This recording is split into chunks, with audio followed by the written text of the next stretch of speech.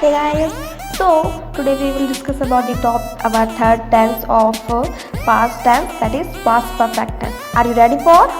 Okay, let's start. Let me start our third topic of past tense, that is past perfect tense. Past perfect tense.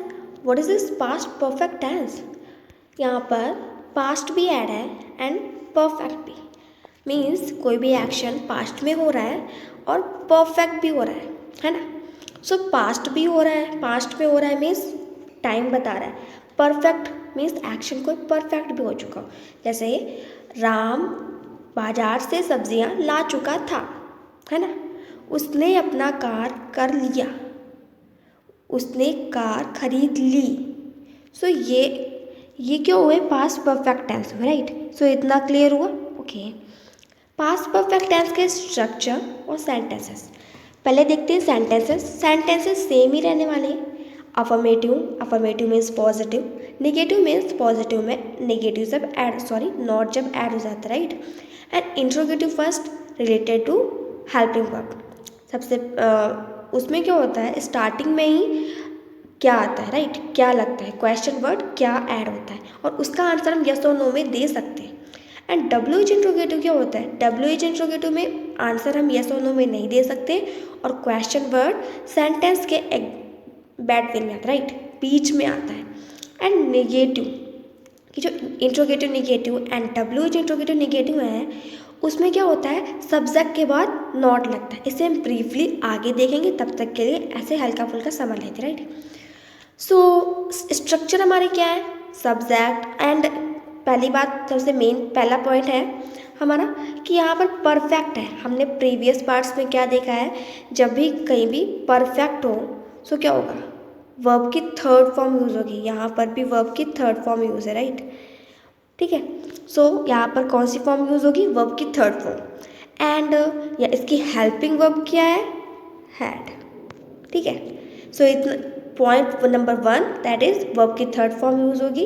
And point number 2 it's helping verb is had. ठीक है. यहाँ पर has have या फिर दो कोई ऐसा याद करने वाला सिस्टम नहीं है कि हमें सिंगुलर के साथ यूज़ करना है या प्लूरल के साथ. सिंगुलर और प्लूरल दोनों के साथ ही हम हैड का यूज़ करेंगे. सो इसे समझते हैं. पहले अफर्मेटिव का देखते हैं, right. Subject plus had plus verb की third form plus object, right. पहले लिखेंगे सब्जेक्ट, उसके बाद हेल्पिंग वर्ब एंड वर्ब की थर्ड फॉर्म प्लस ऑब्जेक्ट, है ना. तो ये तो बिल्कुल सिंपल सा ही रहने वाला है. सो इसका एग्जांपल कर लेते हैं. एग्जांपल करते हैं तो सबसे पहले क्या लिखेंगे, सब्जेक्ट, राइट. हमने भी देखा स्ट्रक्चर में. तो सब्जेक्ट लिखेंगे. सब्जेक्ट क्या होगा हमारा, ही, है ना. सब्जेक्ट है ही हैड हमारी हेल्पिंग वर्ब है. He had done his he had done his work. So ये हमारा क्या हुआ, पास्ट परफेक्ट टेंस का जो अफर्मेटिव होता है सेंटेंस उसका बन गया, है ना. ये हमारा क्रैक हो गया ना, बिल्कुल इजी वे में हमने इसे क्रैक कर लिया. अब हम इसका निगेटिव देखते हैं ना. निगेटिव में हम जानते हैं कि हेल्पिंग वर्ब के बाद नॉट यूज होता है ना. आप हमारे प्रीवियस पार्ट जरूर देखिए क्योंकि उससे आप अच्छे समझ में आएगा. अगर आप उससे लाइन वाइज पार्ट 1 पार्ट 2 ऐसे देखते आएंगे सो आपको यहाँ के जो भी सारे पॉइंट्स हैं वो क्लियर हो जाएंगे एकदम अच्छे से, है ना. ऐसे थोड़ी सी डिफ़िकल्टीज आ सकती हैं बट उससे एकदम क्लियर हो जाएंगे. So must watch our previous parts. Okay. So यहाँ पर नेगेटिव का सेंटेंस बनाते हैं. नेगेटिव हम जानते हैं कि सेम एज अफर्मेटिव होता है, उसके बाद बस सब हेल्पिंग वर्ब के बाद नॉट लग जाता है. सो अभी हम नहीं को फॉरगेट कर दे तो क्या होगा, तो हमारे पास अगर हम सेंटेंस बनाएंगे तो उसने मुझे किताबें दी, है ना. So he had given me his books, right. He had given me his books. ये तो ये हो गया. अब हम नहीं को रिमेंबर अगर कर लें तो ही हैड हमारा हेल्पिंग वर्ब है ना. तो उसके बाद क्या होगा, नॉट लग जाएगा. He had not given me his books. So ये क्लियर हुआ. ओके. सो अब देखते हैं इंट्रोगेटिव का. Interrogative first we know that interrogative first is related to helping verb. So इसमें हेल्पिंग वर्ब से रिलेटेड तो कुछ ना कुछ तो इसमें ऐसा फंडा होगा जिससे हम कह रहे हैं कि हेल्पिंग वर्ब से रिलेटेड है। क्यों है? क्योंकि इसमें जो फर्स्ट जहाँ पर क्वेश्चन वर्ड का आंसर हम मतलब उस क्वेश्चन का आंसर हम यस और नो में दे सकते हैं, तो वो इंट्रोगेटिव फर्स्ट हुआ है ना। सो उसमें पहले क्या होगा, हैड लग जाएगा एंड सब्जेक्ट वर्ब की थर्ड फॉर्म प्लस ऑब्जेक्ट। आप ऐसे भी समझ सकते हैं कि पहले देखिए यहाँ पर पूरा इसी को पढ़ लीजिए, सब्जेक्ट हैड प्लस वर्ब की थर्ड फॉर्म प्लस ऑब्जेक्ट, है ना। अब subject plus had plus verb की थर्ड फॉर्म प्लस ऑब्जेक्ट, ये तो हमारा अफर्मेटिव का है, इसे हम क्यों पढ़ रहे हैं?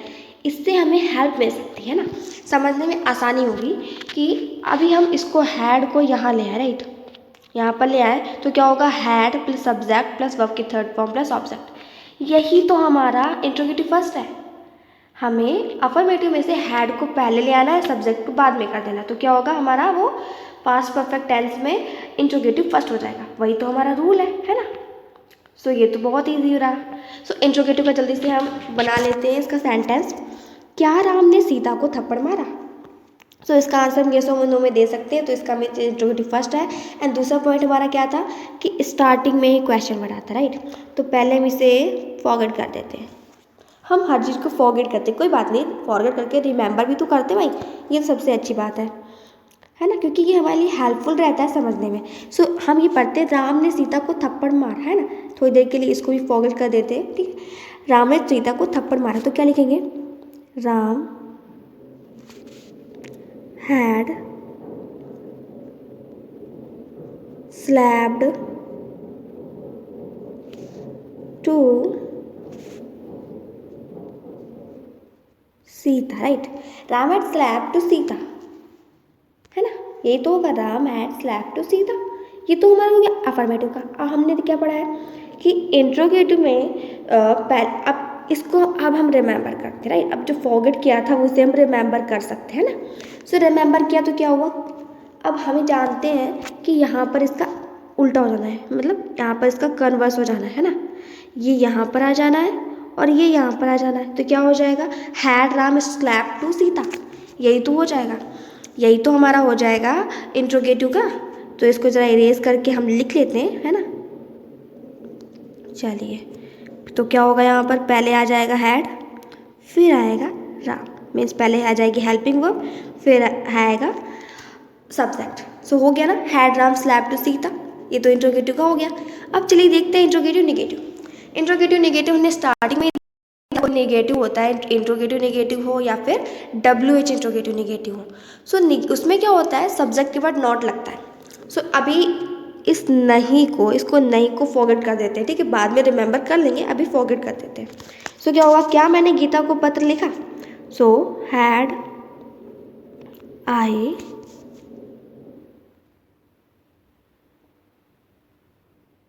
written a letter to Gita, है ना, had I written a letter to Gita, क्या मैंने रीता को पत्र लिखा, है ना, ये तो हो गया इंट्रोगेटिव। अब हमें पता है कि नेगेटिव में क्या होता है, सब्जेक्ट के बाद नॉट लगता है, मीन्स ये आई हमारा सब्जेक्ट है तो उसके पहले लग जाएगा not. Had I not written a letter to Gita, हो गया ना, कितना ईजी था। अब हम देखते हैं WH इंट्रोगेटिव। अब हम पहले आपको बता देते हैं कि WH इंट्रोगेटिव से उसका रूल जो है same as interrogative negative, interrogative किस तरह ही होता है, बस उसमें क्या होता है, उसमें पूरे रूल के आगे, राइट, पहले ही क्वेश्चन वर्ड की इंग्लिश मीनिंग ऐड हो जाती है। तो चलिए करके देखते हैं, तुमने उसे क्यों बुलाया, है ना, कोई आपसे क्वेश्चन करता है तुमने उसे क्यों बुलाया, तो आप ये कह सकते हो यस और नो, मीन्स अब आंसर नहीं दे सकते यस और नो में, तो इसका मीन्स क्या हुआ, WH इंट्रोगेटिव है ना। तो चलिए इस बना लेते हैं। तो पहले हम इसको इंट्रोगेटिव समझते हैं ना, क्या तुमने उसे बुलाया, है ना, ऐसा समझते, तो क्या होगा, हैड यू कॉल्ड हिम। अब हमें क्या पता है कि इंट्रोगेटिव, WH इंट्रोगेटिव में क्या होता है, इन सब के पहले ही क्वेश्चन वर्ड की इंग्लिश मीनिंग ऐड हो जाती है, मीन्स यहाँ पर क्यों की क्या होगी, वाई, है ना, और यहाँ पर जो ये H है वो हम स्मॉल बना देंगे, है ना। Why had you called him, तुमने उसे क्यों बुलाया, हो गया ना, बन गया, बिल्कुल ईजी है। तो इसी तरह से अगर आप समझते रहेंगे, हमें पढ़ेंगे, तो एकदम हर एक डिफ़िकल्ट चीज़ को हम ईजीएस्ट वे में समझ सकते हैं। सो WH इंट्रोगेटिव हो गया। अब नेगेटिव भी देख लेते हैं। तुमने मुझे खिलौना क्यों नहीं दिए, तुमने मुझे खिलौने क्यों नहीं दिए। तो भाई इसका भी पहले बना लेते हैं। तो इसमें भी हम नहीं को भी फॉरगेट कर देते हैं। वैसे आपको अभी क्लियर हो गया हो, पहले आप खुद बनाइए फिर मेरा देखिए, है ना। तो चलिए, आई होप आपने बनाया होगा और अब इसको मैच कर लीजिए कि सही है या नहीं, है ना। सो पहले लिखेंगे क्यों, है ना, क्योंकि वाई हैड यू, अब यू हमारा सब्जेक्ट है, सब्जेक्ट के बाद ही तो नॉट लगता है ना। Why had you not given me twice, right. Why had you not given me twice, तुमने मुझे खिलौने क्यों नहीं दिए, हो गया ना। तो अब हमारे सारे सेंटेंसेस एंड हो चुके हैं, है ना। तो आपको बहुत बहुत कॉन्ग्रेचुलेशन, एंड हो चुके। नहीं, कुछ तो बचा है यहाँ पर। ये पास्ट फर्स्ट है ना, पास्ट परफेक्ट टेंस जो है ये फर्स्ट है। अब सेकंड देखते हैं। ये जो इसमें क्या होता है, हमने देखा चुका था, चुके थे, चुके, एंड या था, या ये थी, ये थे, है ना, ये लास्ट में आते हैं। अब आता है हमारा आफ्टर एंड बिफोर सेंटेंसेस, है ना। अब ये आफ्टर बिफोर क्या होता है, ऐसा होता है ना कि डॉक्टर के आने से पहले मरीज़ मर चुका था, तो यहाँ पर आने से पहले या फिर जो डॉक्टर के आने के बाद मरीज़ मरा, है ना। ये मतलब आने और पहले और बाद वाले जो सेंटेंसेस होते हैं उनको भी देख लेते हैं और उसको जो है एकदम क्लियर कर देते हैं ना। सो जो बिफोर सेंटेंसेस होते हैं मतलब पहले, जिनमें आता है पहले, सो उसका क्या होता है, ऐसे वाक्यों में जिनमें भूतकाल में दो कार्यों का होना पाया जाए, जो काम पहले समाप्त हो जाए, हो गया, उसका हम ट्रांसलेट किस में करते हैं, पास्ट परफेक्ट टेंस में, है ना। जैसे अब हमने भी सेंटेंस पढ़ा था, बोला था कि डॉक्टर के आने से पहले मरीज़ मर चुका था। यहाँ पे पहले क्या हुआ, मरीज़ मर चुका था ना, तो ये क्या होगा, पास्ट परफेक्ट टेंस में हम लोग ट्रांसलेट करेंगे। और जो काम बाद में हुआ उसको हम सिंपल पास्ट टेंस में करेंगे। मीन्स डॉक्टर वाला, डॉक्टर आए, इसको हम क्या करेंगे, सिंपल पास्ट टेंस में ट्रांसलेट करेंगे। ठीक है, सो इतना क्लियर हुआ। चलिए एग्जाम्पल देख लेते हैं। एग्जाम्पल क्या होगा, पुलिस के आने से पहले ही चोर भाग चुके थे, है ना। तो पुलिस के आने से पहले चोर भाग चुके थे, तो पहले यहाँ पर क्या हुआ, चोर भाग चुके थे। यहाँ पर पहले क्या हुआ, चोर भाग चुके थे। तो क्या करेंगे, द थीव्स, ये तुम्हारा सब्जेक्ट हुआ, subject helping verb and verb की थर्ड फॉर्म, है ना। यहाँ पर ऑब्जेक्ट नहीं है ना, तो यहाँ पर वर्ब की third form, the thieves had run away, है ना, ये तो ये हुआ। एंड उसके बाद बिफोर लग जाता है, प्लस बिफोर, एंड उसके बाद क्या हो जाता है, सिंपल पास्ट हो जाता है, जो कि बाद में हुआ काम। तो बाद में काम क्या हुआ, पुलिस आई, पुलिस जो है बाद में आई भाई, है ना। हमेशा की तरह ऐसे डायलॉग होता है ना कि पुलिस हमेशा बाद में आती है, इसमें भी यही हुआ, जब चोर भाग चुके थे तभी पुलिस आई, ठीक। सो अब हम बनाते हैं पास्ट, सिंपल पास्ट का भी रूल जानते हैं। उसमें क्या होता है रूल, सबसे छोटा सा रूल होता है, सब्जेक्ट प्लस वर्ब की सेकंड फॉर्म प्लस ऑब्जेक्ट। सो पुलिस के आने से पहले, तो क्या होगा यहाँ पर, before the police came, the thieves had run away before the police केम, है ना, सिंपल हो गया। अच्छा जी, ये तो हो गया हमारा, पुलिस के आने से पहले ही चोर भाग चुके थे। तो इसका फॉर्मूला हम देख लेते हैं, एकदम सिंपल है, पास्ट परफेक्ट टेंस, है ना। पहले होगा, हम इसका फॉर्मूला क्या है, past perfect plus before plus simple past, है ना। अब पास्ट परफेक्ट का फॉर्मूला क्या होता है, subject plus had plus verb की थर्ड फॉर्म प्लस ऑब्जेक्ट, अभी तुमने पढ़ा इतनी ब्रीफली से। और सिंपल पास्ट का क्या होता है, सब्जेक्ट प्लस वर्ब की second form plus object. Means इसका फॉर्मूला क्या होगा, subject plus had plus verb की third form plus object plus before, है ना, plus before and plus subject plus verb की सेकंड फॉर्म प्लस ऑब्जेक्ट। इतना याद करोगे क्या, नहीं भाई बिल्कुल मत याद करना। कितना याद करोगे, बस इतना याद करना, क्या, past perfect plus before plus simple past, है ना। इतना क्लियर हुआ, चलिए। And this is after sentences, means जिसमें ऐड होता है क्या, बाद, है ना, बाद में या, है ना। सो ऐसे वाक्यों में जिनमें भूतकाल में दो कार्यों का होना पाया रहता है, भूतकाल मतलब पास्ट, पास्ट की हिंदी, राइट।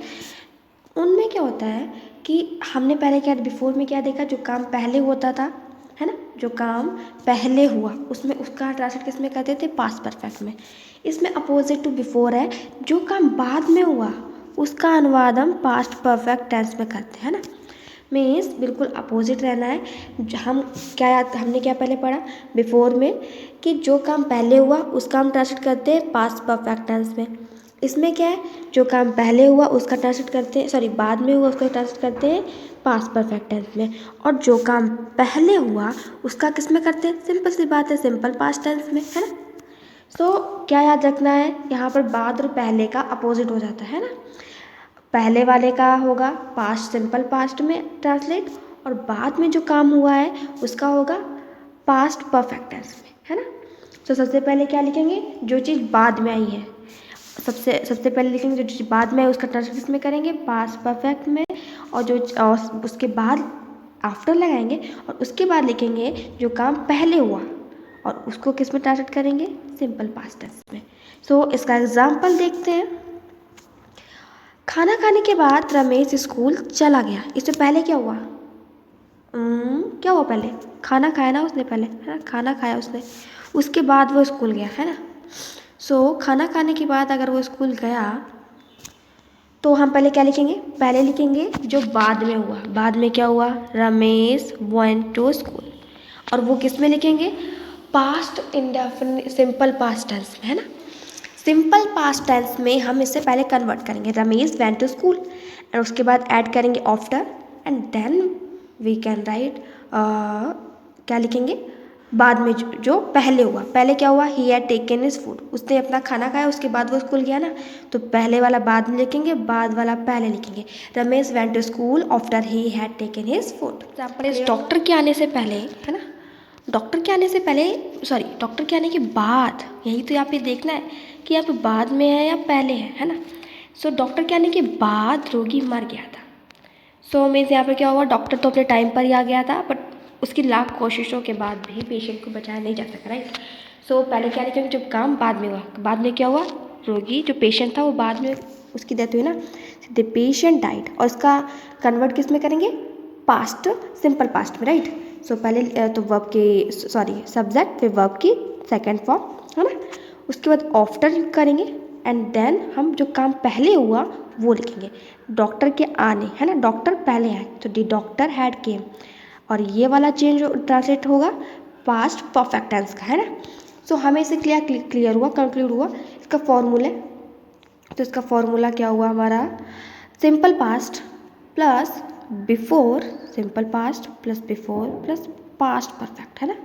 पहले क्या था, पहले past perfect plus before plus simple past था। इसमें क्या हुआ, पहले हम लोग सिंपल पास्ट, फिर बिफोर, फिर पास्ट परफेक्ट। बस इतना याद रखना है कि उसमें पहले वाला पहले ही लिखना था, जो काम पहले हुआ पहले लिखना था, और इसमें क्या करना है, जो काम बाद में हुआ वो पहले लिखना है कि नहीं।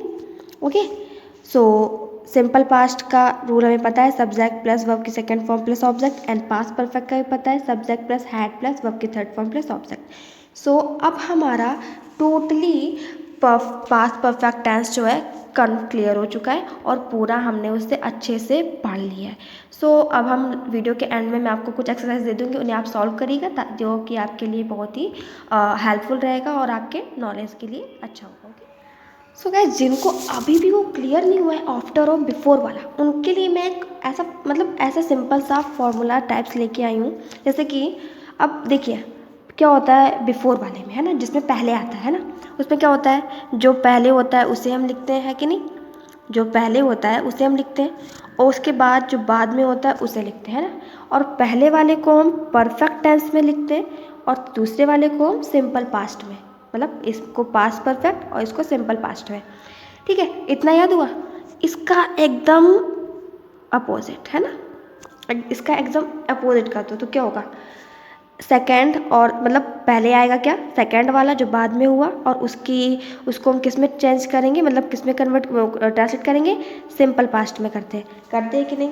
एंड बाद में आता है हमारा फर्स्ट वाला, मतलब जो पहले हुआ, और उसको किस में करते हैं, एज वेल एज परफेक्ट में। सो इतना क्लियर, बिल्कुल एकदम अपोजिट। ऐसा अगर आपको वहाँ पर जैसे पेपर में नहीं याद आ रहा है तो आप ऐसा लिखिए, फर्स्ट और सेकेंड है ना। फर्स्ट सेकंड लिख लीजिए, फर्स्ट एंड सेकंड। और फर्स्ट के ऊपर फर्स्ट कौन सा पहले बनता है, परफेक्ट का, पास्ट परफेक्ट का, एंड सेकंड काय का बनता है, सिंपल पास्ट का, ये लिख लीजिए। उसके बाद उसको आप कन्वर्स कर देंगे तो आपको समझ में आ जाएगा बिफोर और आफ्टर में जो कन्फ्यूज़न रह जाएगी वो आपको क्लियर हो जाएगी और डिफरेंट समझ में आ जाएगा। सो आई होप आपको ये आइडिया समझ में आया हो।